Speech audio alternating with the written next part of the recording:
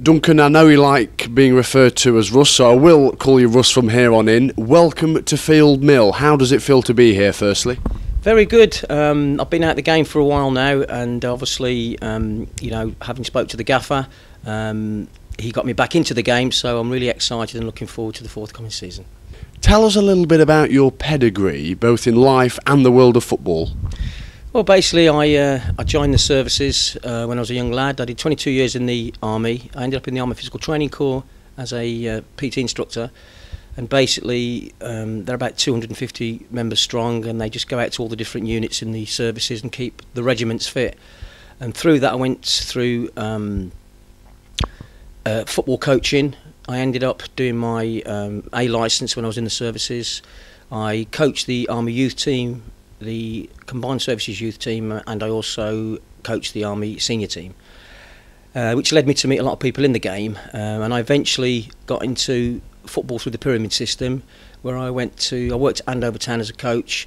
I then went down to Havant and Waterlooville, although they were called Havant then, and I worked with a guy called Tony Mant, who was the manager. Tony lost his job, unfortunately, and I was asked to step in the seat, so I ended up as a manager, but due to military commitments I couldn't stay there, and I had to move on. And after that? Well, basically I was leaving the Army in 1998, and I had a phone call from a friend of mine who left the services and was at Derby County Academy, and basically he asked me would I fancy leaving the Army after 22 years and go and join him at Derby County, and I had to make the break sometime, so I thought, yeah, it was the way into professional football at a high level, so I couldn't miss out on that opportunity. And tell us a little bit about further on from that, because you've worked with Paul Ince quite a bit, haven't you? Yes, I have. I was at Wolves, and that's where I met the gaffer, as he likes, not the governor, the gaffer, I used to call him, and obviously had a good rapport with him. He was a great pro. Whether it was training or in a game, he just gave 100 odd percent, and that, well, as you remember through his England days, that's, he trained the same way, and it was a really exciting when he phoned me up out of the blue. He got the job at Macclesfield Town, and he asked me to join him, so I was his first appointment at Macclesfield Town, so I couldn't, again, that's an offer I couldn't turn down. Working with Paul Ince as you have, it's led you to work with some very, very good players, excellent players, the likes of Matt Le Tissier, Dennis Irwin, and even Paul Gascoigne. So you've worked with the cream of the crop, haven't you? Yeah, I've been very lucky, and like I say, I owe that down to Paul Ince. When I worked with Paul Gascoigne, I was at Wolves, and Paul was trying to get back into the game, and Dave Jones, who was the manager, brought him in and said, try and get yourself fit, and we'll see what we can do. So each morning, the pros used to come in and start training at 10:30, but I'd have Paul at 9:30, and I'd work with him for an hour every day, and it wasn't without fun, I can assure you that now. Tell us about some of the other top players you've worked with. I was lucky enough to work with Matt Le Tissier, and I was in the services when I did that. I used to take them for pre-season training, and Matt wasn't the best in the gymnasium or running at all, but if you put him on a football field, he was a genius, and it was great to watch him play. I've also obviously worked with the likes of Dennis Irwin, Paul Ince, obviously the boys at Blackburn Rovers, Tugai, he was a great pro, great skillful player. And another player who really not many people, well, they know about him now, is Keith Andrews, and I was with Keith when I was at Wolves, and it was great to see how he's just come through and nurtured through, and now he's playing at the highest level, he's playing for he's representing his country, and I'm really happy for Keith. How do you know David Holdsworth? I first met the gaffer. Good shout. I first met the gaffer when I was at Walsall. He was a player there, so obviously I was lucky enough to try and keep him fit. I'm sure he won't like me saying that, but it's the truth. But yeah, that's where I first met Dave, and obviously he came down to watch a game. He was working for the radio, came to watch a game at MK Dons, and I was on the actual pitch itself doing a session with the guys, and he just shouted my name out, and I looked up and I seen him, so he came down, And basically he said he was trying to get into the game himself, not just on the radio side but into the football side of it.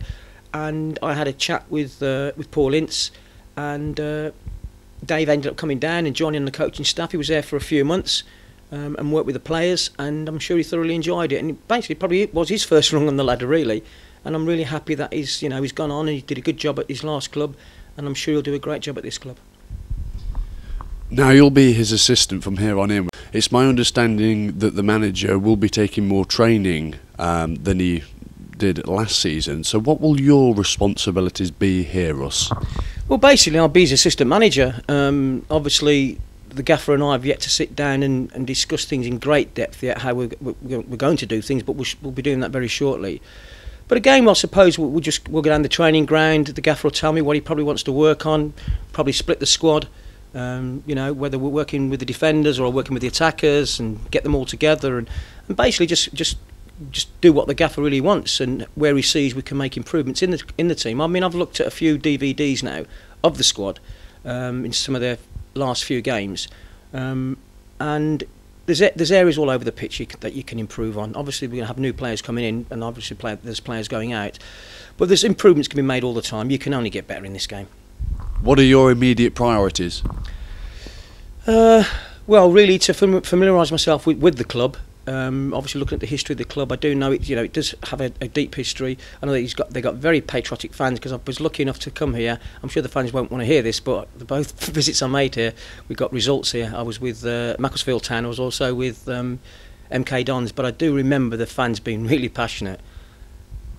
They certainly are. And what about the players? Because of course it's the players as a coach that you'll be dealing with on a day-to-day basis. What can they expect of you?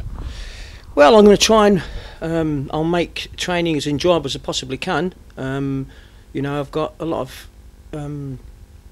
of experience. I've seen a lot of things. I've seen a lot of different sessions.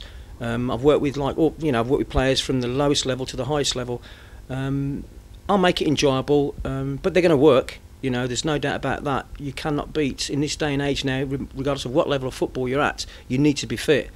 I was quite impressed actually the day I went down the training ground, and while the guys were getting changed into their training kit, I did actually glance around and looked, and there wasn't the physiques.